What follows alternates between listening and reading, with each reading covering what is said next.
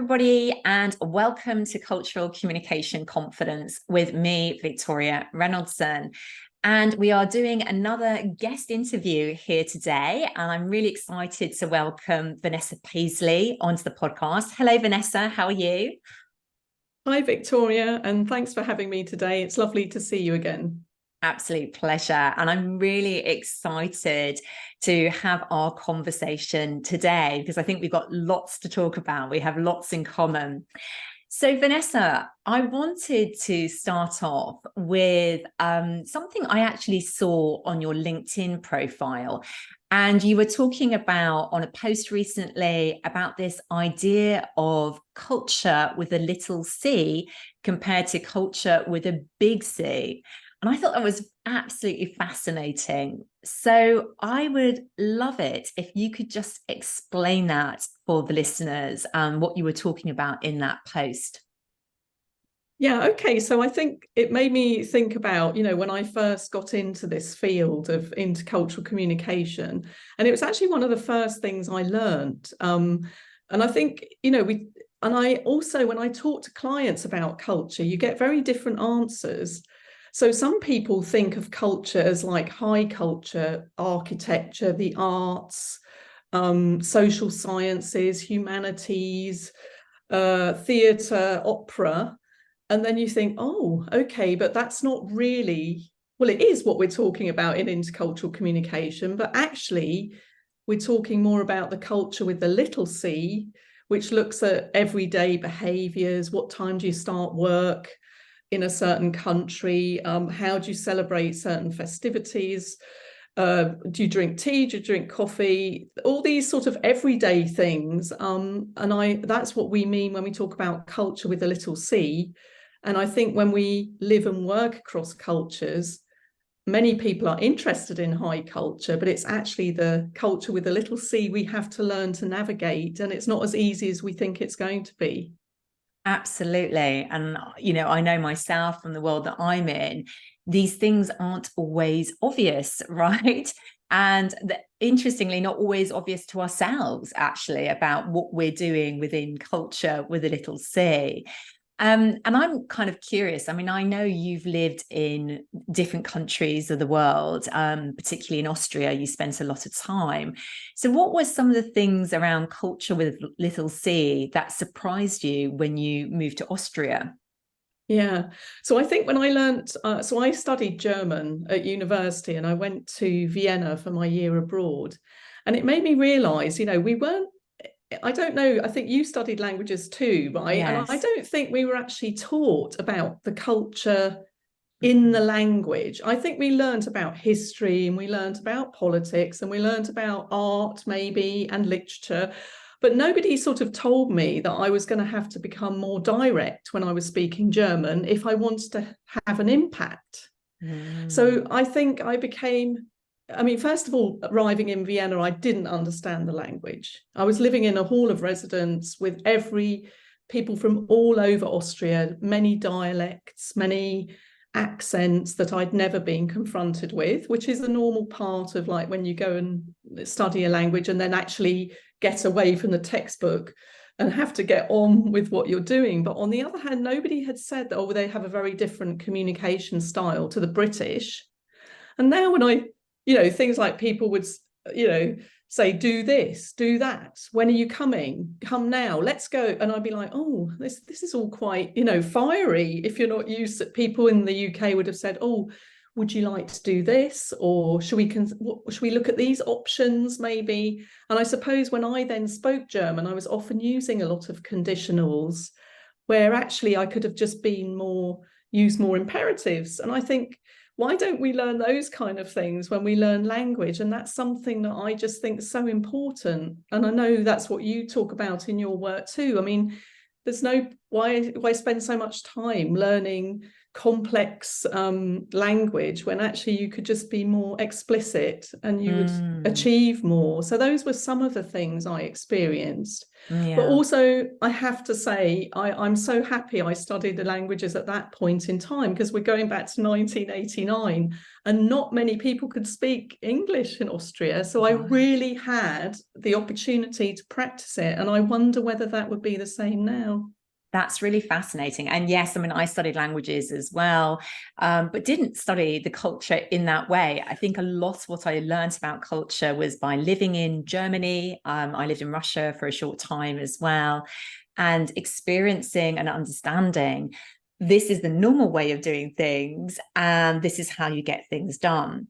And realizing that ways of behaving, ways of interacting that might be considered unexpected, surprising in a British context were just the normal ways of doing things. So you had to adapt, you had to understand the intent was not to be rude or abrupt or whatever it might be. And so let me fast forward. Obviously, that was your experience as a student. What happened when you went and lived and worked there as an adult? Did you have, again, different insights, different perceptions of culture and its impact on you? Yeah, so I think I moved from Vienna. So I worked in Vienna for a while, and then I moved to the western part of Austria on Lake Constance, and it was very rural. So the dialect was very strong. It was more or less like Swiss German, I would say. Okay, yeah. So that was a challenge. Once again, it doesn't do a lot for your confidence if you think you've learned a language, you've picked it up, and then you again don't understand anything. But I think the thing I learned also was some of the funny things I learned. We were talking about this yesterday when it was my birthday and I'd started working. Happy birthday! Oh no, it's not my birthday yet. Okay. Sorry, I misunderstood. No, it's my birthday next week though. But anyway, no, I was saying once it was my birthday and I got a new job. And I didn't realize that when it's your birthday in Austria, you have to bring the cake in to work.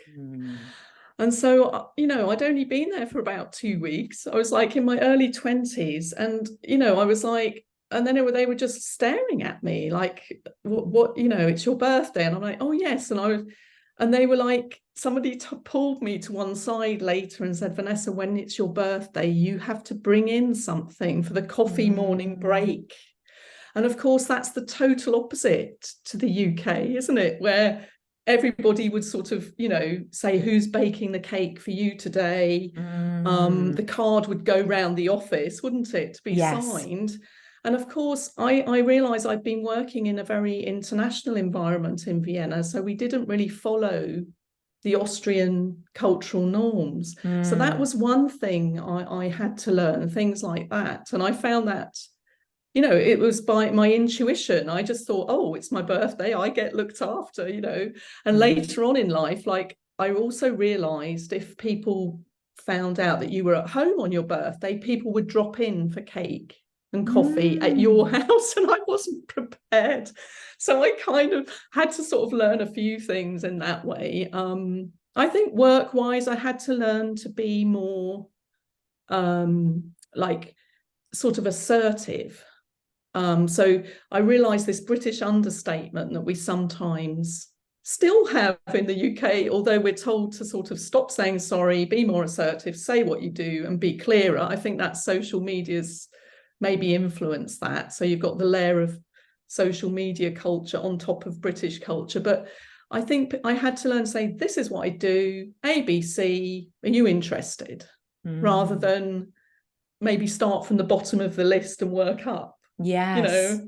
And that really helped me, but that didn't happen overnight. That takes practice, right? And I think that's an area of culture with a little c that it took me a while to really embody it. Yeah. And I think that's, something you've got through lived experience, right? So you've picked this up, you've noticed, because of the work that you do, you've been very self-aware and then brought those learnings in. So how do you help your clients do this? Because you're working in the space of intercultural communication, intercultural understanding. How do you help your clients do that? Is it just through lived experience, or can you shortcut some of that learning and insight? That's a really good question, because I think that's the whole, it's an area of self-development, isn't it? Intercultural learning. It's not, so I think you can give like generalizations, you know, if you're, let's say, transitioning into one specific culture, I think you can give people some general tips on where the differences or the similarities might be, you know, whether that's in like building relationships or trust or communication, or I don't know, egalitarian versus hierarchical company structure. But I do think there's an element of, it's not just about recognizing those differences. It's about also working on your intercultural competence, or cultural intelligence, as many people call it, because those are skills, you know, can you be adaptable in a situation, or are you going to stick to your way of doing things? Sometimes I hear that, you know, people will say, oh, I've always done it this way and it's worked. And then I try and encourage people to think, well, maybe it didn't always work. Yeah, I think sometimes we have to admit to ourselves that we need to train skills like adaptability, or what's our spirit of adventure like? Do we go out and really explore a new culture, or do we sit in our little bubble with our sort of friends from the same culture? But also things like, can I be flexible in my behavior? Can I stretch my open-mindedness? Am I good at building relationships? There are many areas that I think you can learn about in intercultural communication, but it does take a certain amount of effort, and it takes a lot of trial and error.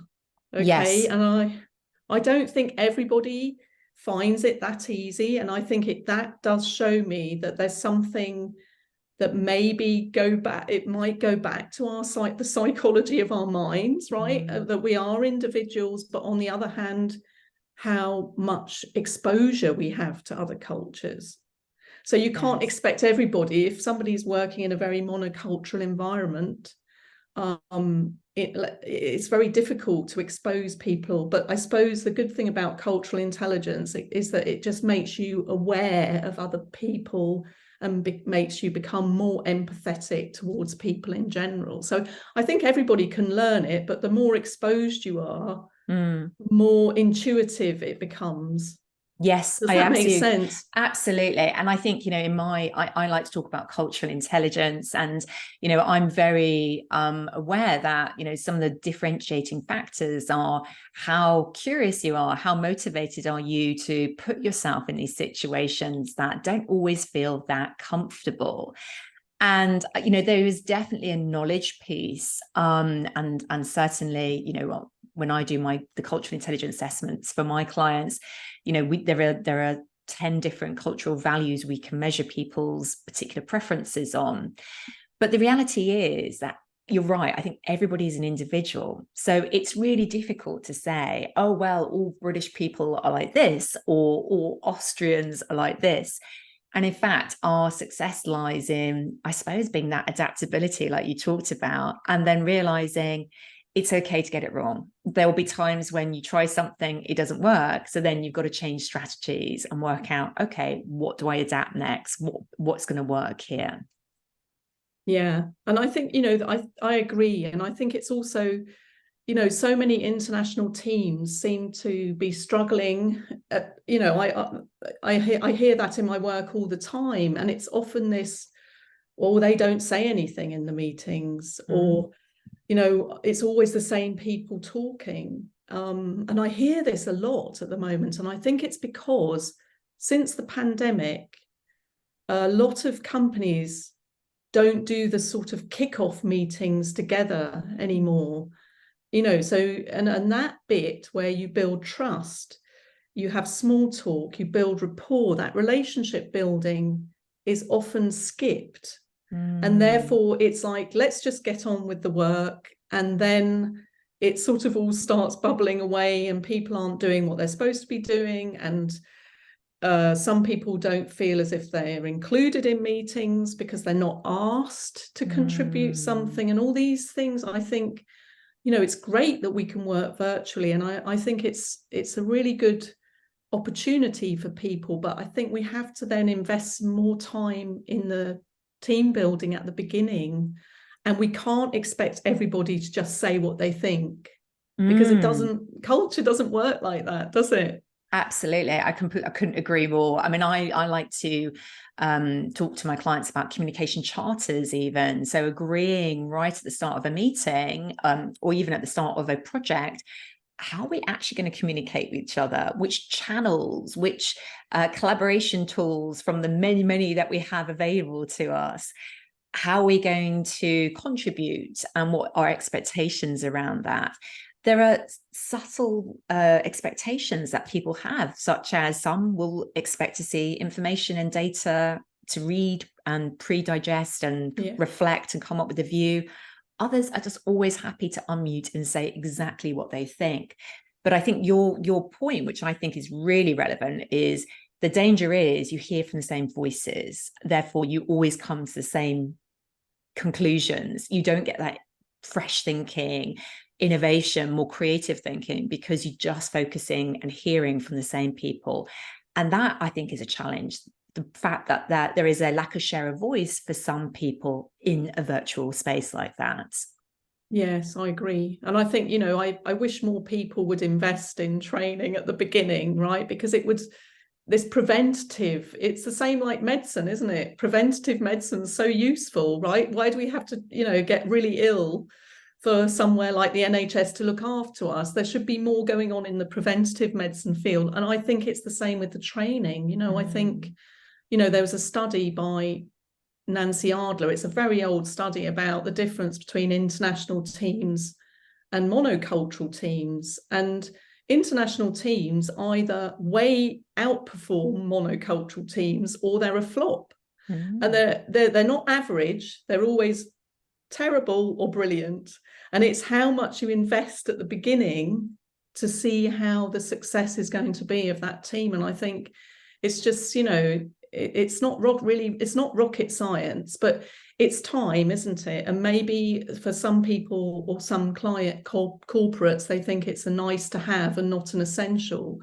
But actually it clears up quite a lot if you can look at some of these intercultural or international communication styles at the beginning. Yeah. Absolutely. I think that's the fascinating thing. There's a drive for efficiency and, really often, let's get on with business, let's get down to it, let's get on. But actually, when the problems arise, that's when you can end up with quite serious delays, teams breaking down. Actually, it can delay projects quite seriously and the business delivery. And that's where, that's the risk if the time isn't spent up front, people understanding each other. Love this topic. Wow, Vanessa, I love your views on this. And there was something else I wanted to talk about as well. So I wanted to move into talking and sort of you sort of sharing a little bit about the work you do with Austrian and Indian students, because I know you're part of a program that is absolutely about intercultural communication understanding between particularly those two countries. So I'd love, could you just tell us and the listeners a little bit more about that program and some of the really fascinating insights from the dynamics between Austrian and Indian cultures? Yeah, so that's a program. It's called Explore India. I used to do Explore Russia, but that's not topical. That's not something we do at the moment. But India, it's a field trip to India. It takes place twice a year, and I go with University of Applied Sciences in Austria. It's called Vorarlberg University of Applied Sciences. And basically and I was so happy that my head of department many years ago said, why are we teaching international business and international industrial engineering to students, but we're not going anywhere? And I thought that was such an insightful thing. It's like there's a whole, idea about if you want to learn about culture, you have to get off the internet and get onto a bus. That's what this person called Joseph Scholz once said. And I really like that, because I think there's so much we can do on the internet, but you don't always get the experience. So we take learning beyond the textbook. I'll be going in February with a group of 20 Austrian students to Delhi. We work with a institute there, and basically what happens is before the students go, they come up with the Austrian students come up with a topic that they're interested in, and then when we get to India, we work in project groups. So it's usually a group of 4, 2 Indians, 2 Austrians, and to be honest, the topic could be anything from, I don't know, business topics, education, religion, sport. We don't really mind what the topic is, because the topic is the vehicle that carries the study. So it's more about how do they work as a team. Yes. So we look at, like, what are the similarities, what are the differences, but we also look at developing cultural intelligence in the students. And for some of them, that's quite hard, abstract concept to start with. But things that I notice that are very different are working styles. So like on the first day, when I say, okay, we're going to work on our projects today, the typical scenario would be Austrians open their laptops and start writing anything, and the Indians sit there like waiting for a discussion to start. Okay. Interesting. So it's the task focus Austrians, and the Indians wanting to build some relationship, brainstorm ideas. And I think that's a fascinating approach. And you actually see it, you visually see that happen. And I think that's a really, really interesting point. And I do remember one of my Indian students last year saying, I'm not going to work with you until I know you, to one of my Austrian students. And then we were like, yeah, we've got to build some rapport here. And then my Austrians go, we're not very good at rapport building. It's not something we like. So I think what's great about it, and of course, you're not going to say all the Austrians like that and all the Indians are like that. It's a generalization, but it actually shows you some of these things live in the classroom. So the topic they're looking at is just a sideline. They have to also analyze, how did we work together? How did we complete this project? What could we have done to improve it? So it's like a sort of live case study in the classroom. And of course, we have lots of fun along the way. There's lots of dancing, and funny, we go to the Taj Mahal one day, and that always makes me laugh as well, because we have to set off at 7 a.m. All the Austrians are asleep on the bus, and all my Indian students put the music on and dancing. And the Austrians go, oh, leave me alone. But no, it's fun. By the end of it, everybody's dancing. But you can really see the cultural differences there. What a brilliant experience. I mean, goodness, for those both Indian and Austrian students to have exposure to working together in that environment. As you said, it's like a live case study. They get the real life experience and the insights. And I think that's amazing, amazing idea. A really great way to practically live it and see what works and what doesn't, and what is, as you said, develop this cultural intelligence. I think that is really, really fascinating. And what great work. I mean, it must be incredibly satisfying and rewarding as well. And I can imagine each time it's really different, right? Yes, it is. It is. And it depends on participants, but also, it's just, I think it just shows, it shows that there are so many differences, but through building trust. And also they work in small groups. So what I love about it is they find out way more about Indian culture than I do, because they're in these small groups where they can build trust. So some of the things if I ask those questions in the group in front of everybody, I'd never get those answers, but they get to sort of dive really deeply into the culture. And the fact that I'm with mature students from Austria, because they're all studying and working full-time, and the Indian students are, full-time students, you've also got these very different dynamics going on. And I think that's also a bit of a surprise at the beginning, that the Indian students are much younger than the Austrian students because they're mature students. But it just also shows you there are different ways of doing things in culture that you might just take for granted. Yes, and I think that's a really good point, actually, because we have multiple cultural influences on us. I mean, national culture is one of those, regional culture, but even our generation, how we, where we work, what industry, what sector, whether we work for a business, a corporation, we run our own businesses. All of these things come with their own cultures, right? Yeah, definitely. And sometimes I hear that, like, oh, if I show them some sort of data from, I don't know, Hofstede or somebody, they'll go, oh, that's not us, that's my parents' generation. Right. They will say that, and Yeah. then we discuss that, because I think culture's always changing and we forget Yes. that, and it changes everywhere. Yes. So when I go back to Austria now, sometimes I'm like, oh, they now have this. And I'm like, yes, Vanessa, you've been away for 9-10 years. Of course they're going to have that. Yes. That I don't know whether it's digital, signs on the trains telling me how many minutes late it's going to be in English and German. I'm like, wow. But I'm like, what do you expect? We're 10 years down the line. But I think we forget that sometimes, and we think about things as remaining the same as when we left. I know that was the same when I moved back to the UK. I was like, oh, what's happened to the British polite driver? But of course, when I left, there weren't many people on the roads, because it was like 1991, whereas now everyone's got these big cars. So I'm like, Vanessa, what are you expecting? It's moved, it's changed, you've been away for so long. But I think sometimes we like to hold on to these memories of what places are like, don't we? That is a brilliant point. But I think, the whole idea that culture is not static, it's constantly evolving. And I don't know whether you would agree with this, but I almost get the sense that evolution is probably speeding up. So this idea that with so many different cultural changes happening within the world of tech, particularly in AI, I wonder whether those cultural changes are also evolving faster. What do you think about that?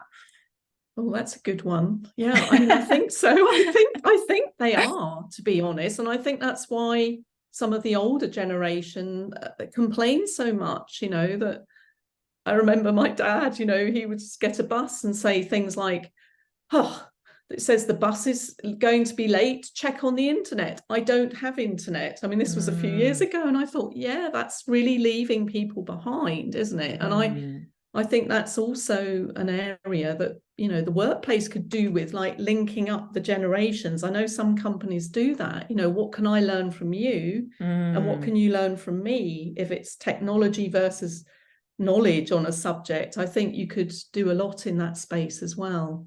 Absolutely. I mean, I think there's a lot sort of said about Gen Z or Gen Z, if you're talking in American or international English.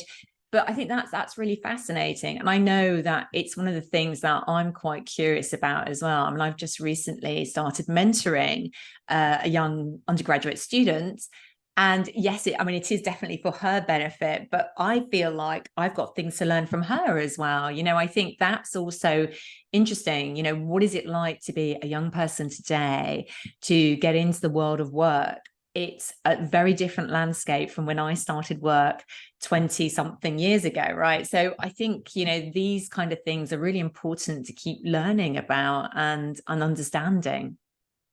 Yeah, definitely. And I think also, if like we go back to like intercultural communication, I think that the field came about in the 1950s in America with this Edward Hall, who was he was an anthropologist, and he saw like the world had this kind of like idealistic view that through globalization and this, we were all going to become harmonious and understand each other better. And then there was this 90s technology global village that came about after that. And I still wonder, yes, everything's grown very quickly, globalization from a technological perspective, but have we caught up with this intercultural and awareness and understanding of each other? And is that, I do wonder sometimes if that's even possible.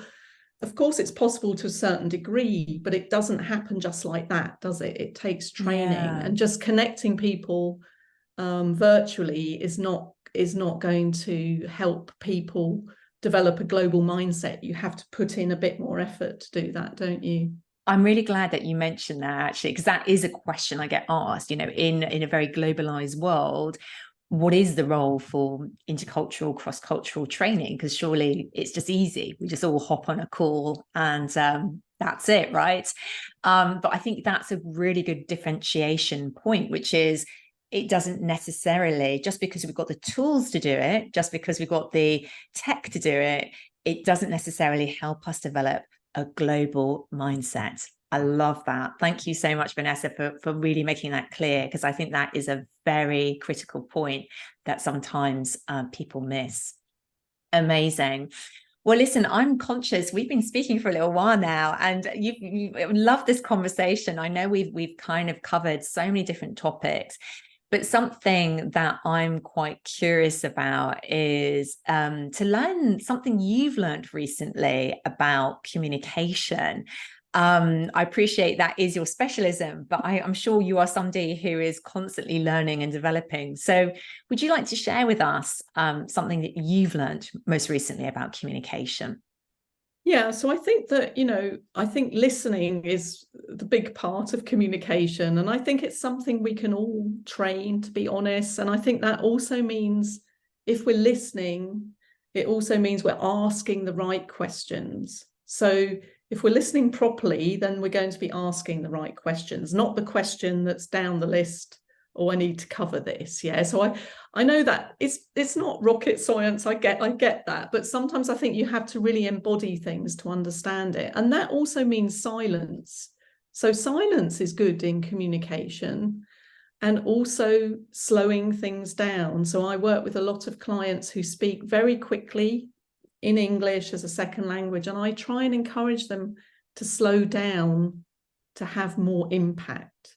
So I suppose if I summarized all of that, it's all about taking the speed, the tempo out of communication sometimes. And I think especially native speakers need to think about that as well when they're speaking in English in an international environment, that they need to do that as well. So it's sort of, taking speed out of communication, I think, was one of the things I learned recently.